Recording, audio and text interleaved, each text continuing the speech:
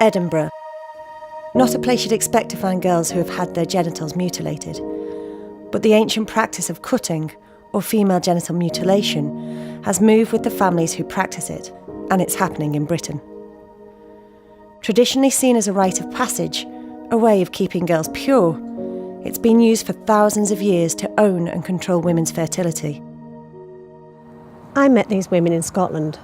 Some of them didn't want their identities revealed. They still can't talk openly about what happened to them.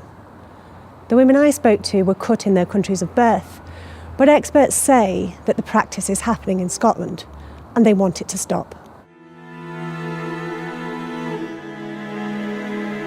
It hurts. It really hurts. It's a pain you can't even... When I had FGM, I think I was between the age of 7 and 8. We were just sitting there, we were just eating, and all of a sudden the door was locked. They blindfolded you, so you don't see who is doing it to you and stuff. And then we were told, today you are going to be circumcised. So they hold my legs down in my hands and then open it. I felt the sharp cut and I felt everything. It was the pain and the bleeding after that. It was too much. Campaigners in Scotland estimate that over 3,000 girls in the country are at risk of being cut. Here people think this is an outside issue. Whether we have the figures or not, whether I can bring you a child and say this child has been done here or outside, but realistically we know it's happening. Alarmed at the numbers involved, politicians have just commissioned a Scotland-wide study which will put together existing data for the first time to see just how widespread FGM really is in the country.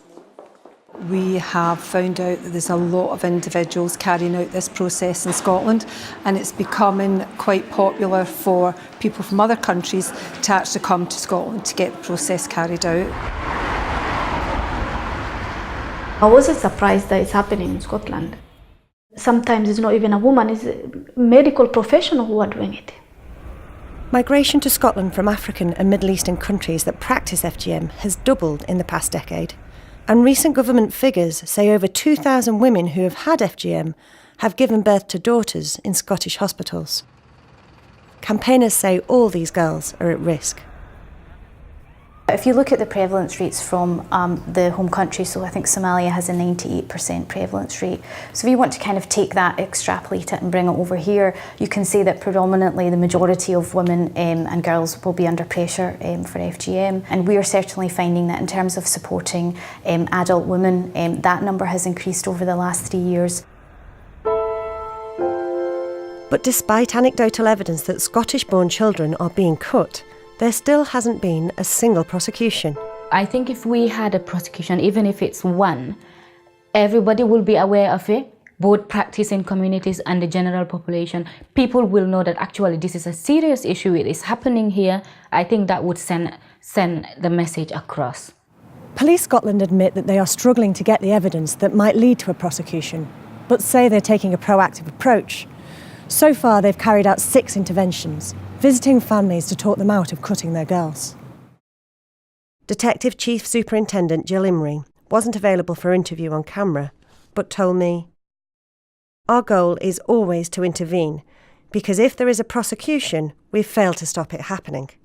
Those on the front line recognise the difficulties everyone is facing, but say they need more money and more commitment to bring FGM out of the shadows. At the moment there is no services at all for women who are affected by FGM, who are survivors of FGM, or even prevention. There's no services like that in Scotland.